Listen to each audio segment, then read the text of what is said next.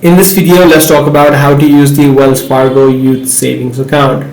Now, in terms of creating an account for your children who are a minor, you need to do it within a branch and you would not be able to create an account online. So before you head over to a particular branch, what you need to do is gather a few documents. If you are the adult, what you need is a valid government ID, which could be a driver's license, your state ID, or even your passport, along with your social security number. For the child, they need to have a government issued ID or a birth certificate, and along with their social security number as well, and you need a minimum of $25 to activate and fund your account. So this is the process that you can do, and as I said, this is only possible within a physical branch.